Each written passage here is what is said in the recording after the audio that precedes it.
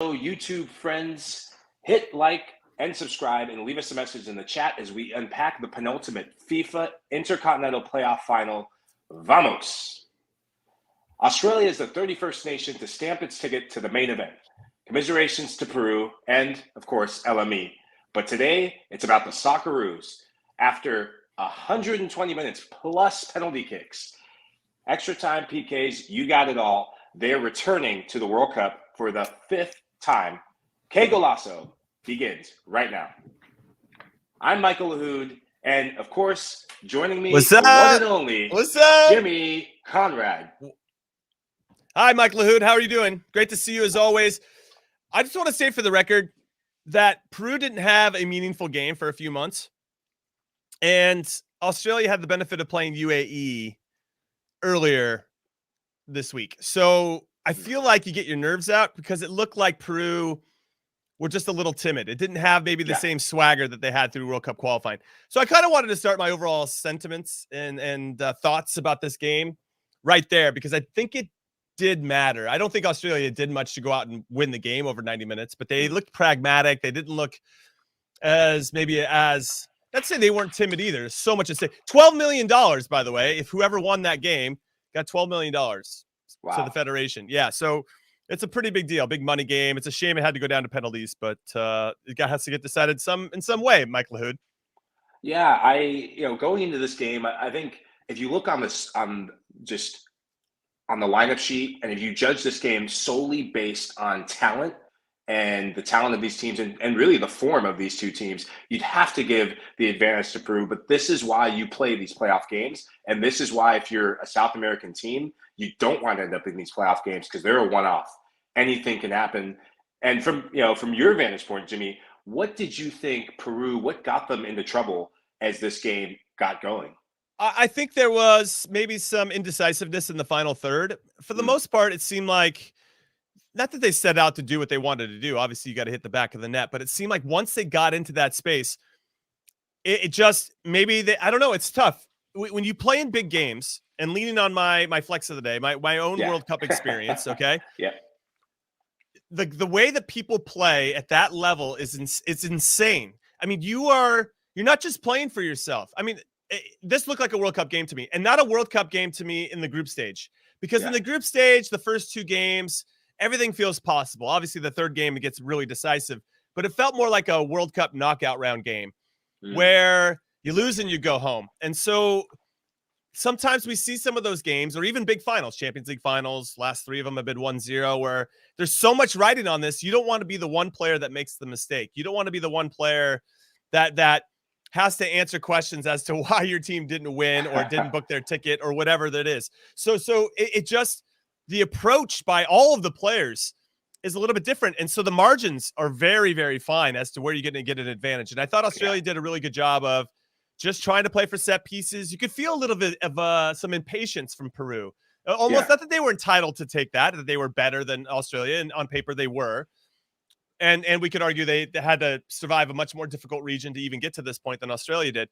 But it just felt like there was some impatience there from Peru. They were too eager to score or maybe rushing it and forcing it, as opposed to letting the game develop, letting the game. And we talk about this a lot when we do our U.S. Men's National Team podcast in Soccer We Trust. Shameless plug. but taking what the game gives you. And it felt like Peru was maybe trying to force it a little bit, and that just played into Australia's hands, who I thought were just pretty smart, not trying to overcommit with their energy and try to play for some set pieces. Got those one or two opportunities at the end. Gallese finally made his first save, after 80-some minutes. But both teams, nobody really wanted to put their neck out there and take a risk. And I think that showed until they had to take a risk with penalties. Well, watching this game, an Australian team in the last match against UAE, who were dominated in possession, they were the one who were leading the charge in possession. Was this down to Peru kind of having some nerves, or was it down to maybe they're missing some players? I think of the impact of maybe Yoshi Yotun, what he could have done in this match. Yeah. I mean, we could also throw out Raul Ruidiaz, who hasn't really featured for Peru for a while. It's clear that Gareca, the manager of Peru, the Argentine, he just doesn't play well when he plays for Peru. He plays well for the Sounders, but for whatever reason, it doesn't translate to his country in a consistent manner. So it's just one of those games where I think Raul Ruiz maybe could have helped. You know, he might have been one of those things. And I'll give a shout out to the Australian coach for Graham Arnold for taking a risk at the end by switching goalkeepers, taking out his captain, Matt Ryan, and bringing in some guy that looks like one of those things at a car wash. Right? Andrew Redmayne. Andrew Redmayne, which doesn't even sound like a real name. It's like this made-up fictional story. And he looks like one of those car wash on the corner type things. Come to our strip mall business and come check out. And he's doing all this kind of crazy stuff. And it was a bit inspired, but he knew he had to try to do something. He took a risk, and it ultimately paid off. I don't know if his antics ultimately paid off. If nobody's seen it, you got to go look up, what's his name? Andrew Redmayne. And big beard. Yeah, it looks like Nat Borchers, the Portland Timbers version of Nat Borchers. Just go look at the penalties somewhere online and see this guy's antics before he steps up and tries to save a penalty. But you know, the manager took a risk there when it doesn't look like statistically that goalkeeper had really any right. I mean, your captain's Matt Ryan. You want to stick with your captain to see you through to a World Cup, but it paid off. This guy, Andrew Redmayne, only 3 caps, 33 years old. And they put him in with like a minute left so he could do penalties, and it ultimately worked out. It's tough. It's, for me, penalties are a coin flip, Lahoud. But oh my gosh, you know, but Peru, not that they had like these opportunities to. That's exactly right. We're watching it right now. Yeah, our producer Des Norris, inflatable man, he was on it. He was on it. Found the GIF that keeps on giving. But I just, with regard to.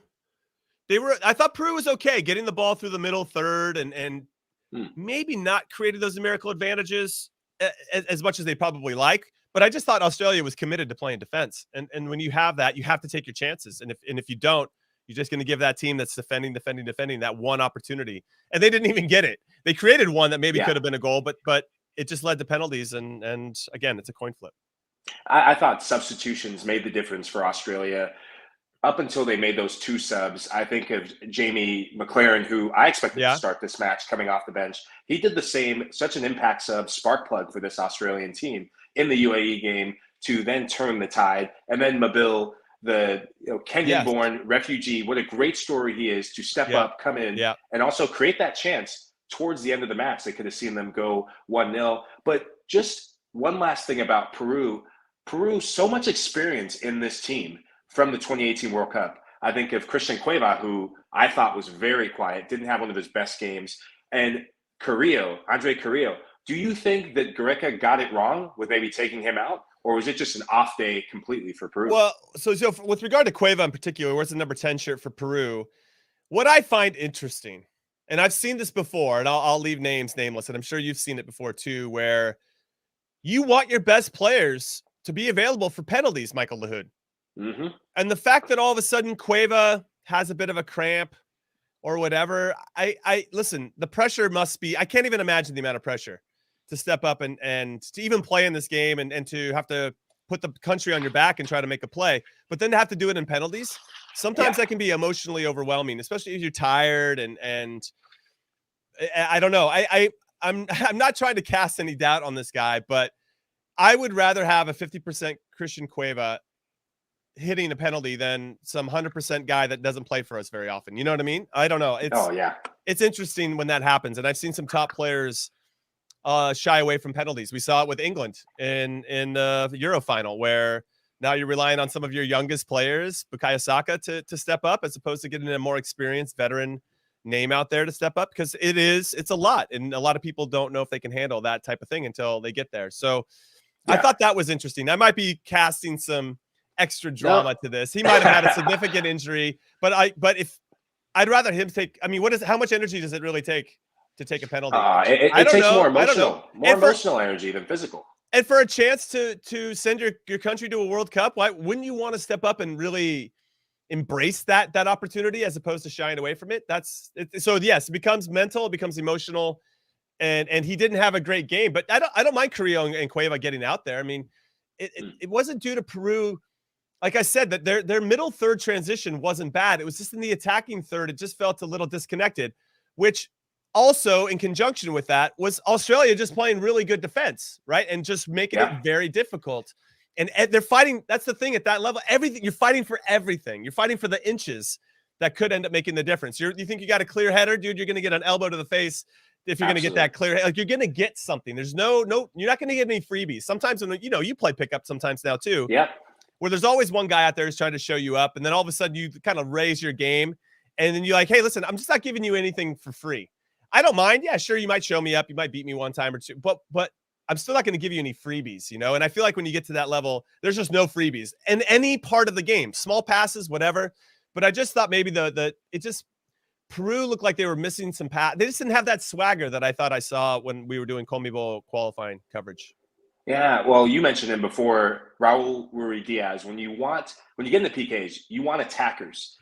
Is that a guy that they're going to look back on and rue, pun intended, not having him in the 18? Because that's an attacker. That's a guy who's scoring goals for fun. No matter what league he's in, he's full of confidence. That's a guy that you now have on your team that could step up. Peru had 2 defenders step up to take a PK. Alexander Collins, he is Mr. Calm, Cool, and Collected in penalty kicks, leading New York City FC to an MLS Cup last year. Mm-hmm. And another defender, the right back from Boca Juniors, misses his penalty kick.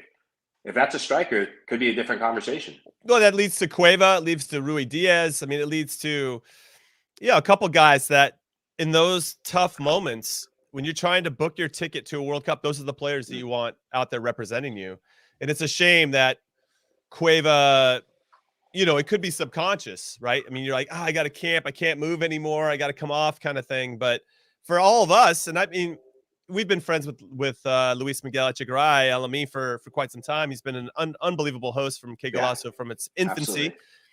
I wanted Peru to go through for him, and obviously the crowd support. Can we give a shout out to the Peruvians? Now, don't disrespect. I got this from when I went to Australia, one of my Socceroos buddies gave me one of these jerseys. So I have a connection to Australia as well. But I was pulling for Peru. I thought it'd been very cool to have their, like, I mean, how many fans traveled to Qatar just to support their team? So I'm a bit heartbroken for them, but you still got to go out there and make plays. And the thing is, we could really sit here and overanalyze and micromanage the penalties. But if you want to book your ticket to a World Cup, you got to get the job done in 90 minutes. And you actually had an extra 30 to get it done before penalties as well. So what's interesting is, if you remember the second half of the second extra time, Peru started to actually combine a little bit more and looked a little bit more dangerous. Scored. Dude, we're like 100. I'm like 110 minutes. I'm like, finally, they started to play 10 minutes before penalties. It's like too little, too late, boys. Yeah, well, you look at the stats. Their first shot on goal in the 99th minute, and it's a sub, Edison Flores, coming off the bench to line one up. And then in the second half of extra time, he gets that header that could have just rewritten history. And Peru, now he's the most famous man in Peru next to LME. And LME will definitely be the most famous man in New York City. You can find him at some pub drowning his sorrows. And we talk about wanting to win this for him. It's his birthday. It's his birthday. Happy birthday to you, LME. Sorry I couldn't get it done. And, I'm just going to say it. That's a shit birthday for LME. yeah. Maybe he's Could you imagine? Like, if the U.S. didn't qualify on my birthday, I'd be so disappointed. I'd be like gutted. Like, my birthday is always attached to the lack of qualification. So. Oh, geez. No, but yes, of course, that header does ultimately prove to be the difference, or could have been if it didn't, if it had gone in. But again, why did it take 99 minutes, 100 minutes, 105 minutes for that type of emphasis to maybe start to play with that type of urgency? It just felt both teams. This isn't isolated to Peru. Both teams just felt like they were playing a little bit safe. I would actually say this: Australia felt like they were playing a little bit more safe by design, and Peru just felt like they were playing safe because they were just a little nervous. It was maybe approaching it in two different ways. And once you've been out there enough, Lahoud, and so have everybody watching. I mean, you've played at some point, I hope. And if you haven't, you should sign up and play, because it's an amazing sport.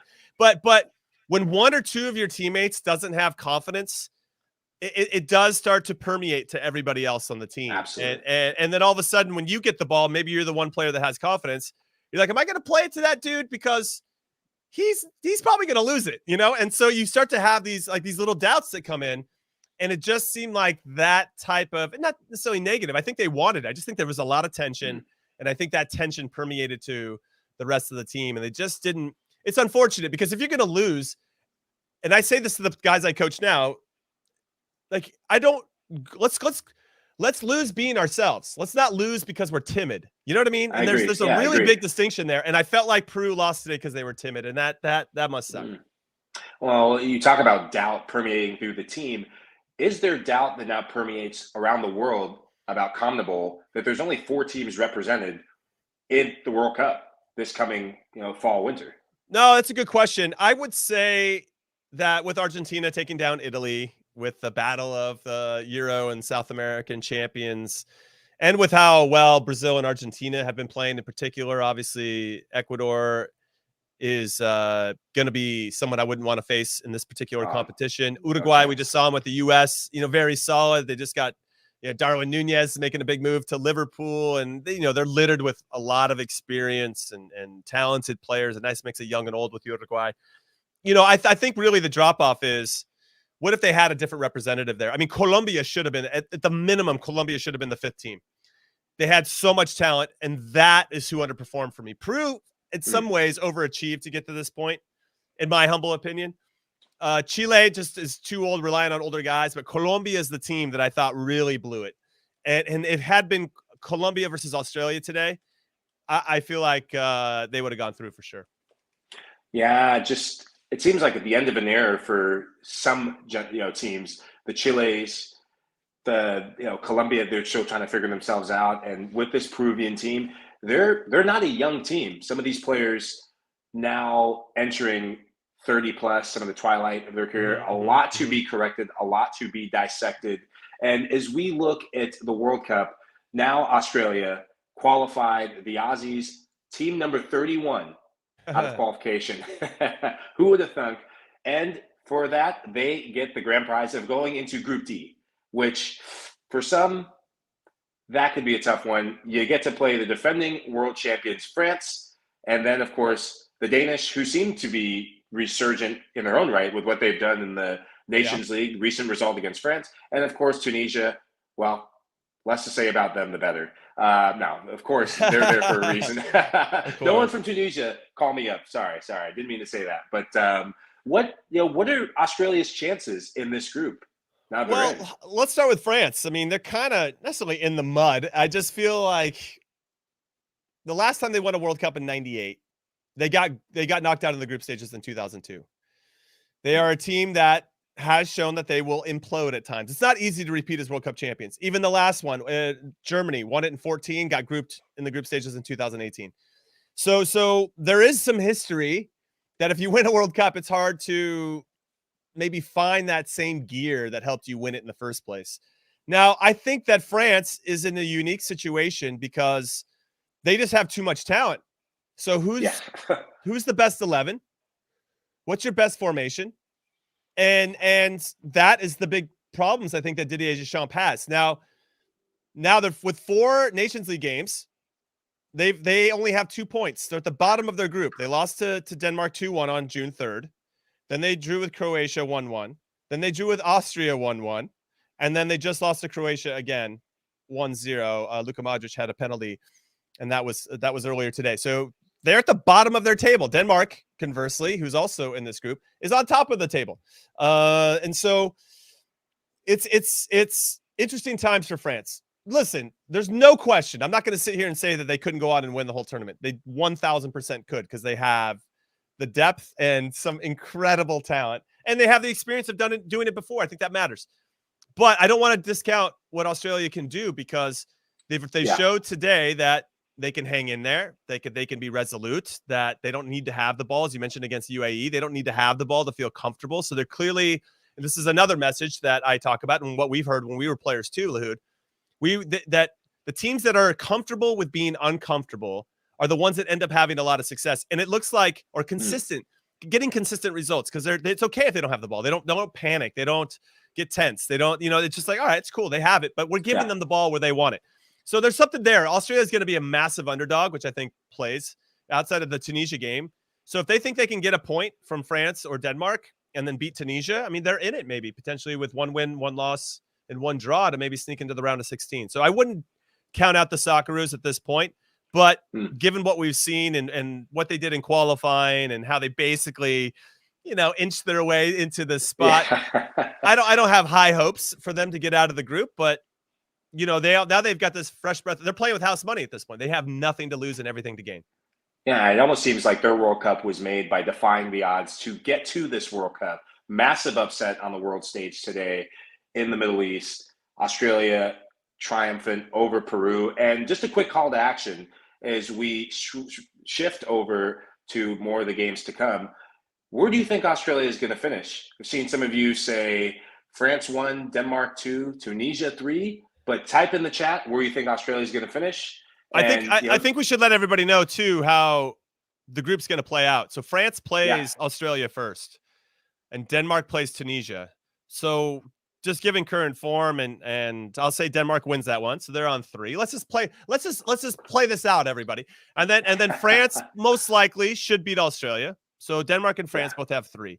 Tunisia, Australia is game 2, and then Denmark and France play each other game 2, which is really interesting because that's where I think things could change, because if Australia lose that first game but then beat Tunisia, they got 3, and that means if France beat Denmark or Denmark beat France, you know, one of them's only got 3, the other one's got 6, so it's going to come down to that game 3. That's all Australia wants. And from a U.S. perspective, if I'm being realistic and leaving my super bias behind it, you just want to have a chance going into the third game of a group, and a legitimate chance. Not like you have to win 6-0 or whatever to go through, but you just have to win the game, or you just need a draw to go through. So again, the way this is set up, Australia playing France first, not great, but at least they have 5 months now to prepare for that game. And I'm sure they have enough evidence of how they could maybe potentially break down France. And I think it's going to look very similar to what they saw against in Peru, just to give everybody a heads up, a real tease 5 months in advance. They're going to sit back, and if they're going to try to get those set pieces, and if they can score on a set piece, they will, but they're probably not going to score against France in the run of play. So many of our viewers and fans tuning in, they're saying Australia, a lot of Australia 4th, couple Australia 3rds. And I saw one hot take. One of our fans gave a hot take and said France will not make it through and the Aussies will get the better of them. You need to go and get a lotto ticket, put that bet in, because you are going to be the richest man at the World Cup if you get that. You see the odds to win Group D, France at -250, Denmark +275, the Aussies at +1,000, and don't sleep on Tunisia, but you can sleep on Tunisia. You'll be sleeping on a bet of cash. Tunisia at +2,000. We're going to go to break. Up next, after the break, we're going to be talking the other playoff match tomorrow, Costa Rica versus New Zealand. Jimmy Conrad, Michael Lahoud here. See you after the break. I found this flaw. There's a loophole that the lottery didn't see, and I won $15,000. The more we bet, the better the odds. We're betting $500,000. Go big or go home. Are you guys drug dealers? We're professional lottery players. That isn't a thing. It is now. Jerry and Marge Go Large. Rated PG-13. Aussie, Aussie, Aussie. Oi, oi, oi. Welcome back to Qué Golazo, Michael Lahoud, Jimmy Conrad, the one and only World Cup playing Jimmy Conrad, as we talk about the FIFA World Cup. Heavy flex on that. So if you're not going to flex, I'll flex for you. Thank you. I appreciate Former that. teammate, yeah. And he's got the Aussie kit on for good reason, picking the right team. So we say commiserations to our one, and even saw someone say prayers for LME. Pray for the bar tab that's going to be coming tonight because he's earned it for his birthday and the result. Let's shift over. Let's pray for his wife who's got to take care of him after he stumbles back into the house. Jen, please. If you're watching the show, please. Let's shift over to tomorrow's Intercontinental playoff. Costa Rica. The Ticos playing against the Kiwis. New Zealand. This is a really interesting matchup. If you thought that Peru were the favorites going in this one, Costa Rica have to be the heavy favorites. The CONCACAF nation going up against the Kiwi nation. And, Jimmy, what do you see in this matchup? Costa Rica not really starting well in their CONCACAF, World Cup qualifying, and then ending with an emphatic result against the U.S. Although it was the B team for Costa Rica, the U.S. doing a little bit of game management, but they really have a golden opportunity on their hands against New Zealand. Yeah, what's interesting is that was the one game I thought of qualifying against the U.S., the last one where the U.S. had already qualified, where Costa Rica played their younger players. And I think that the fans have been clamoring for that for a while because they've been relying on some of their older guys for a long time with Borges and Brian Ruiz in particular. And they're ready for their younger generation to step up. And the younger generation looked pretty good against the U.S., albeit, as you mentioned, a B team that had already qualified. So the intensity level was a little bit different. But not only did they beat the U.S. in the last game of World Cup qualifying, they won 4 straight, which included beating Canada as well. So what they're very good at is as being stout defensively, which really sets up well for trying to win a game of this magnitude, where you have to not give up chances and you have to maximize the ones that you get. And Costa Rica, I thought, were one of the better teams in all of CONCACAF to do that, because they didn't create a lot of chances, but yet here they find themselves 90 minutes away from booking their ticket, and $12 million, by the way, to go to their federation. Now, they just had a couple of Nations League games, and they did well in those. Joel Campbell scored. He's a confidence guy up top, so him scoring goals is important. He'll be starting this one against the Kiwis. Keylor Navas is back in the team. He didn't play in the Nations League games, but he's here, and anytime he's in goal, if Navas is in goal, you always have a chance. Yeah. And I can't emphasize that enough. Now, Chris Wood has scored 33 goals for the Kiwis in 67 caps. That's a pretty good rate of return. Like once every 2 games, they need him to step up and score. So that's a cool battle to watch, Chris Wood versus Keylor Navas. So this is going to be fun. This is going to be a good game. I expect it to kind of have the same type of feel as what we saw today between Peru and Australia, where who wants to really stick their neck out there and maybe try to make something? I mean, you're hopeful that something will fall your way and you can take advantage of it, but that's different than actually going out there and taking the initiative and playing on the front foot. And I'm curious, because not only were, all of us watching Australia, Peru, so were Costa Rica and New Zealand. I mean, the coaches can see, hey, this is where Peru made mistakes. Let's not be Peru today. Or, hey, this is how Australia didn't take advantage of. Let's not be. I would do that if I was on the coaching staff of either one of these countries. So again, as much as people maybe were sleeping on Australia, you can't do the same, or you can't do the same thing with New Zealand. They've got players that'll go out there and fight and are going to make it very difficult. They have a talisman up top in Chris Wood who can score goals. And now it's just a matter who's going to take that one or two chances that might pop up and then book your ticket. I mean, that's what we're looking at. And again, I'm going to really liken it to a World Cup group stage game, because that's a win or go home possibility as well. And that's where things get a little bit tighter. Well, we just saw that graphic there for our producer, Des Norris. Thank you very much, Des. New Zealand, no stranger to these playoff games because of the coefficients and the rankings and Oceanic Federation. They have to play in these playoff games to get to the World Cup. 2010, that was a memorable year for New Zealand, beating Bahrain to get to the World Cup. Not so much in 2014 against Mexico, took a hammering, and also against one Peru in 2018. Right. How does this stack up? How is this matchup different from some of those previous teams they've seen? Is it kind of less of a powerhouse name and that gives them a chance, or how do they match up against Costa Rica? Outside of Keylor Navas, what does New Zealand do well? Well, I think what they have is similar to what we saw from Australia. Some of these intangibles, and this is going to sound kind of cheesy, but in the team spirit, right? I mean, there's something about having a collective understanding of how you want to move. And I guess I'm trying to decide, and anybody that wants to chime in the comments or hit us up at Qué Golazo Pod on Twitter, or Lahoud, I want you to get your thoughts too. I don't actually know which team is the favorite and which one is the underdog. Now, I'm sure the bookies have Costa Rica. My guess is that Costa Rica is the slight favorite here. But with regard to the Kiwis, they've always had that chip on their shoulder. They're always the underdog, to your point about always having to play playoffs. They don't even get the respect of getting an automatic qualification if they win Oceania, their region.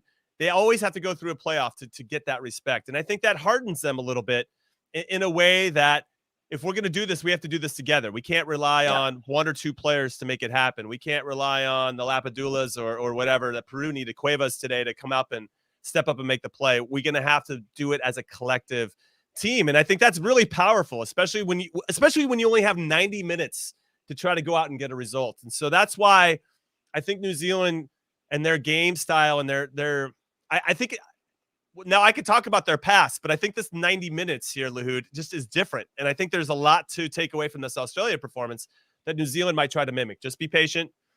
What's interesting is I don't know who wants possession in this one, because I've seen New Zealand drop off and absorb, but then Costa Rica loves dropping off and absorbing because they're usually outgunned and outmatched in CONCACAF. And so it's just be like, well, no, you can have the ball. I don't want it, So it's just going to be interesting to see who really takes the initiative in the front foot in this one. I could see New Zealand taking it, especially if Costa Rica doesn't want it, because they do set up pretty deep. But that said, I mean, Costa Rica is so comfortable with, as I mentioned before, being uncomfortable. It doesn't faze them if they don't have the ball. You just have to be really thoughtful about how they hit you on the counter. And I think New Zealand has to know that. I mean, both of these teams have been preparing for these opponents, which is also really intriguing to be able to look at a team and an opponent for months on end and try to decide how you want to break them down. And then ultimately, it's just a matter of the players going out there and executing. But I will say each one is going to adapt a little bit and have a little something of a different look. So it's going to be up to the coaching staff to identify where they can maybe take advantage of these new adaptations and then take advantage. But, man, there's so much at stake in these games, and that's why we love it, right? I mean, we love that we get down to this point in the competition, and now we're booking our last ticket to the World Cup. Yeah, I love what you said about who wants to take the initiative in this game. And rather than looking at the ball as hot potato and get out of your own end, a player for New Zealand, yes, they have Chris Wood up front, a guy you're very familiar with who plays for Newcastle. Winston Reid. Sometimes I forget he plays for the New Zealand national team. Sometimes I forget he plays football at all. I know. He's, as a former center back, Jimmy, how important is he going to be? He hasn't played a competitive match. I think he played one competitive match in the last year, maybe two, for New Zealand. Hasn't played competitive football since leaving mutual contract termination from West Ham United. How important is he going to be against Costa Rica? Because Joel Campbell, on his day, if he's confident, as you said, he can be a handful. No, of course. I mean, Winston Reid, for me, or anybody that is of an age that's maybe on the wrong side of 30, I think as the phrase goes, he's logged a lot of miles on his legs, and he wasn't very quick to begin with. So when you have a player of his experience, it's really, really vital, I think, in terms of communication and putting guys in good spots. Putting out fires before they start is one of the main jobs as a center back. So when him back there is probably an air of confidence and ease because of his communication. That has to be of the utmost importance. Now, it will be kind of funny to see Winston Reid and potentially Brian Ruiz, who's 36 years old for Costa Rica, trying to sprint after a ball up over the top, because I don't know if those guys are anywhere near what they used to be. But that's another reason why I don't know if New Zealand's going to stretch out, because if they stretch themselves out and they leave a Brian Ruiz or more importantly, a Joel Campbell isolated with a Winston Reid, Joel Campbell's going to win every single one of those duels. Yeah. He's just going to be able to get to the ball first. He can turn and play. I could see, if you're going to have a betting man, Winston Reid to get a yellow is probably a good value there. But that, I don't think that the Kiwis are going to allow themselves to be exploited in that way, which means they're probably going to sit a 6 right in front of them. But that doesn't allow them to maybe attack with the same type of energy that you'd like, right? So there's a lot here. But again, like we've seen with all these teams, experience matters. And in those key moments, you want to have players that have been there before and have seen certain types of plays thousands and thousands of times, and also are vocal leaders both on and off the field. Oh, you talk about people who are most liable to get a card.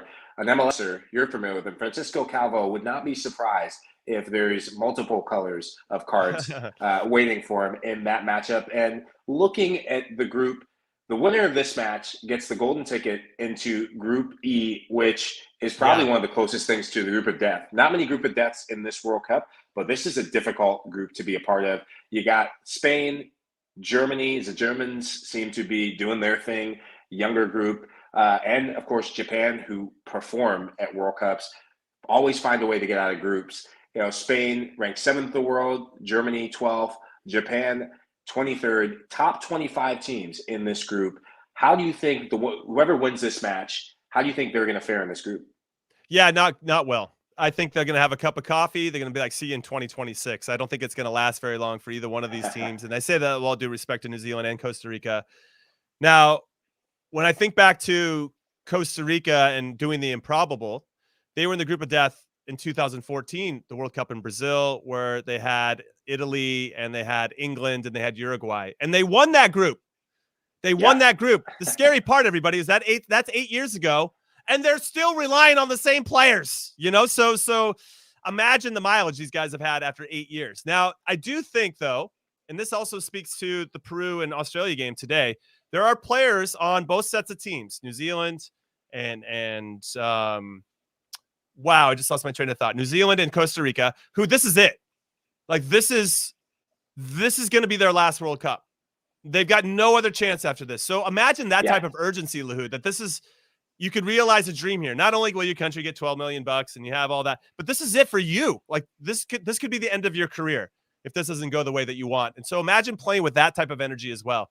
That would be something special. And I think you don't get tired when you have that type of energy. Yeah, and I love how you said that about the onus you take it on personally to just realize a dream. The last chance could be the last dance for this golden generation of Costa Rican. Well, talk about energy and not getting tired. Big news coming out in world football today. The IFAB, say that 10 times fast. The IFAB comes out with news that they are going to permanently allow 5 substitutions, not 1, not 2, not, like LeBron said, not 1, not 2, not 3, not 4, but 5 substitutions, and also expanded to a 26-man roster. What are your thoughts? And we'll make the final thoughts, Jimmy. What are your thoughts on that breaking news? Yeah, beautiful. I love it. I think that given the amount of games that these organizations put these players through, having some of their interests at heart is probably for the best, both physically and emotionally. And I think it's really smart. Now, for everybody that doesn't know, with those 5 subs, you can still only make 3 substitutions during a game. So you have to make 2 of those with 2 subs coming in, which I think is important to know. You can't just make 5 individual subs throughout the game. You have to make at least you have 5 subs, but there are only 3 windows to make those 5 subs. And I think that's interesting that you have to, like, maybe at two points in the game, have to switch out 2 players, maybe 3 if you want, which we've seen before. So I love it. I think that it gives your team more flexibility. I know that there are some critics of this out there, or there were at one point, saying that it favors the big clubs in every, in every league, or maybe favors the big national team or whatever. Yeah, but that doesn't faze me. I mean, if anything, it just allows fresh legs from the lower tier teams to go out there and run and kick people to make it hard too. I mean, I don't know. I think there's a silver lining for both sides here. And I think that actually initially when they were pushing back, I think that's just kind of gone. It's like, no, you don't know what the hell you're talking about. This is going to be a good thing. And I think it is a good thing. And then from a 26-man roster thing, that's exciting because I think it allows you to potentially bring in a younger player that maybe you didn't want to take a risk on, and give that player a chance to not necessarily be a vital cog of this particular World Cup, but knowing that player will be in 4 years, possibly, right? Potentially. So there's that component to it. You can also take a risk on a player, maybe, because the World Cup's in the middle of a club season in Europe.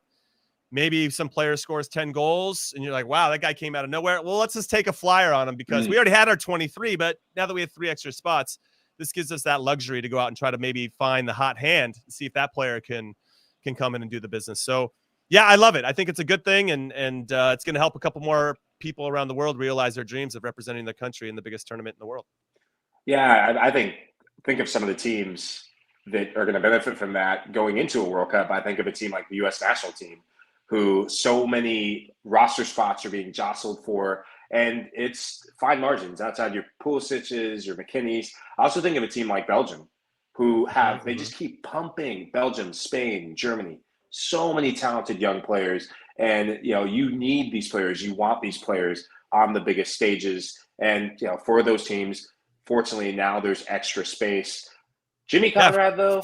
France and England fall into that as well, right? I mean, you just. Oh yeah, it's a great shout. There's a couple players that you're like, but now you don't have to do the hem or haw anymore, right? You can bring them in and there's still going to be some players that have hurt feelings that aren't going to make it, but it allows you to maybe bring in those couple that probably deserve it, but we're on the fence, Yeah, I think this is a big move to move the game forward in the right direction. I agree. And don't forget about that big thing called heat that awaits all of them at the World Cup. Jimmy Conrad, always a pleasure, former teammate, mentor, friend, legend. Quick question for you as we sign off. Which kit are you wearing tomorrow? Because you're 1 for 1 this week. Yeah, I'm going to go Ticos. We got to have more CONCACAF represent. Yeah, more CONCACAF representation in the World Cup. Yeah, with all due respect to my Kiwi friends, I'm going Ticos all day, every day. Also, everybody hit like and subscribe and turn on notifications. It's really important here. That's what I heard on the YouTubes. Thanks, Lahoud. This guy's a beast. It's always fun to hang out with you. Man. It's great to see your beautiful face, my friend. Thanks, Jimmy. Legend as always. Thank you all for tuning in to Qué Golazo. This has been awesome. Live recap. We'll be back tomorrow. Hopefully someone finds LME somewhere in New York. Give him some aspirin and some tissues. And wish him a happy birthday. Sorry, bud. We'll see you tomorrow, though. It's been awesome. Bye.